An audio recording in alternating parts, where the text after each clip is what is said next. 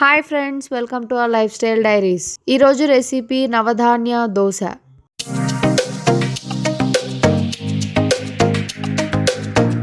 First నేను దానికోసం 1 cup masoor dal తీసుకున్నాను, అదేనండి ఎర్ర కందిపప్పు. నెక్స్ట్ 1 కప్ తూర్ దాల్ తీసుకున్నాను, అదేనండి కందిపప్పు. నెక్స్ట్ స్ప్లిట్ మూంగ్ దాల్ తీసుకున్నాను, అదే పొట్టు పెసరపప్పు. నెక్స్ట్ 1 కప్ రాగుల్ని కూడా తీసుకున్నాను. Next 1 cup split urad dal తీసుకున్నాను, అదేనండి మినప్పప్పు, పొట్టు మినప్పప్పు. ఇప్పుడు 1 కప్ కాలా చనా తీసుకున్నాను, అదేనండి నల్ల శనగలు. నెక్స్ట్ 1 కప్ చనా దాల్ తీసుకున్నాను, అదేనండి శనగపప్పు. నెక్స్ట్ 1 కప్ హార్స్ గ్రామ్ తీసుకున్నాను, అదేనండి ఉలవలు. ఫైనల్గా 1 కప్ రైస్ తీసుకున్నాను. స్టార్టింగ్ నుంచి కౌంట్ చేసుకున్నారా అండి, మొత్తం 9 రకాల ధాన్యాలు అనేది నేను వేసుకున్నాను ఇందులో. సో ఇన్ని ధాన్యాలు వేసాం కదా, ఇంకొక కప్ రైస్ వేస్తే బాగుండిద్దని 1 కప్ రైస్ కూడా వేసుకున్నాను.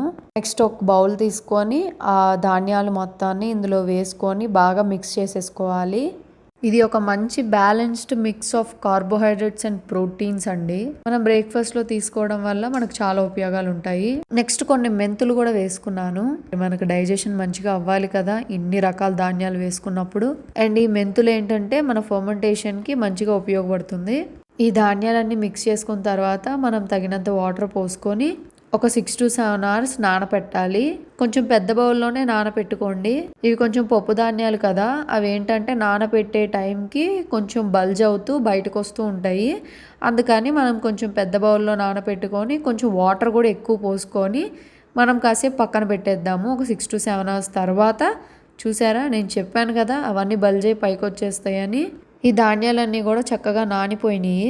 ఇందులో ఉన్న వాటర్ని డ్రైన్ చేసుకొని ఒక 2 టైమ్స్గా ఫ్రెష్ వాటర్తో మనం క్లీన్ చేసుకోవాలి. కొన్ని ధాన్యాలకి పొట్టు వస్తుంది కదా, తీసేసుకోవాలి వాటిని. నెక్స్ట్ ఒక మిక్సీ గ్రైండర్ జార్ తీసుకొని ఈ ధాన్యాలని కొంచెం కొంచెంగా మనం అందులో వేసుకోవాలి. ఫస్టే మొత్తం వేసేస్తే నలగవు కదండి, ఎందుకంటే డిఫరెంట్ టైప్స్ ఆఫ్ దాల్స్ అనేవి ఉన్నాయి కదా. సో కొంచెం కొంచెంగా వేసుకొని మనం గ్రైండ్ చేసుకోవాలి. ఇప్పుడు ఈ గ్రైండర్ జార్ని క్లోజ్ చేసేసుకొని మనం ఇంకా మిక్సీ పట్టేద్దాము. నేను గ్రైండ్ చేసేటప్పుడు మధ్య మధ్యలో కొంచెం వాటర్ పోసుకుంటూ గ్రైండ్ చేసుకున్నానండి. సో ఫైనల్లీ మనకి టెక్స్చర్ వచ్చింది, చక్కగా మెత్తగా అయిపోయింది బ్యాటర్ కూడా. ఇప్పుడు ఒక బౌల్ తీసుకొని బ్యాటర్ మొత్తాన్ని దానిలోకి ట్రాన్స్ఫర్ చేసుకుందాము. నేను జింజర్ యాడ్ చేయలేదండి, అంటే యాక్చువల్లీ నాకు గుర్తు రాలేదు. జింజర్ యాడ్ చేసుకోవాలనుకున్న వాళ్ళు యాడ్ చేసుకోండి, చక్కగా టేస్ట్ ఇంకా బాగుంటుంది. అండ్ ఈ నవధాన్య దోశలో ఏంటి అంటే చాలా మంచి ఎసెన్షియల్ న్యూట్రియంట్స్ ఉన్నాయి, which includes proteins, fibres, vitamins, minerals అన్నీ ఒకే దాంట్లో వచ్చేస్తాయి. సో ఇది మనం బ్రేక్ఫాస్ట్లో తీసుకోవడం వల్ల మనకు చాలా మంచి హెల్త్ బెనిఫిట్స్ అనేవి ఉంటాయండి. నేను నైట్ అంతా బ్యాటర్ ఫర్మెంట్ అవ్వాలి అని చెప్పేసి పక్కన పెట్టేసుకున్నాను. ఆర్ 6 to 7 hours అట్లా అయినా ఫర్మెంట్ చేసుకోండి. చూసారా, మార్నింగ్ కల్లా ఇంత చక్కగా ఫర్మెంట్ అయిపోయింది. ఇలా ఫర్మెంట్ చేసుకొని తినటం వల్ల మనకు మంచి బి వైటమిన్స్ అనేవి ఉంటాయండి. అందులో ఇది నవధాన్యాలతో చేసిన బ్యాటర్ కదా, సో ఇంకా మంచిది. సో ఈ బ్యాటర్ని మనం ఇప్పుడు బాగా మిక్స్ చేసుకుందాము. నాకైతే చూడగానే ఏదో పెసరట్టు పిండిలానే అనిపించింది ఎందుకో. ఇప్పుడైతే తగినంత సాల్ట్ వేసుకోవాలండి. సాల్ట్ వేసుకున్న తర్వాత మనం ఆ బ్యాటర్ని బాగా మిక్స్ చేసుకోవాలి. బ్యాటర్ కన్సిస్టెన్సీ ఇలా ఉంటే బాగానే ఉంటుంది, లేదా కొంతమంది ఇంకొంచెం పలుచగా కావాలి అనుకునే వాళ్ళు కొంచెం వాటర్ పోసుకొని మిక్స్ చేసుకోండి. ఇప్పుడు బ్యాటర్ అయితే రెడీ అయిపోయింది కదండి. నెక్స్ట్ నేను ఈ దోశలోకి అయితే టొమాటో చట్నీ అనేది ప్రిపేర్ చేసుకున్నానండి.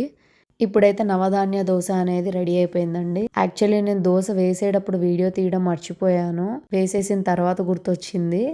సో ఇంక ఇప్పుడు వీడియో తీసాను అనమాట. చెప్పాను కదండి, నాకు బ్యాటర్ చూడగానే ఏదో పెసరట్టు ఫీలింగ్ వచ్చిందని.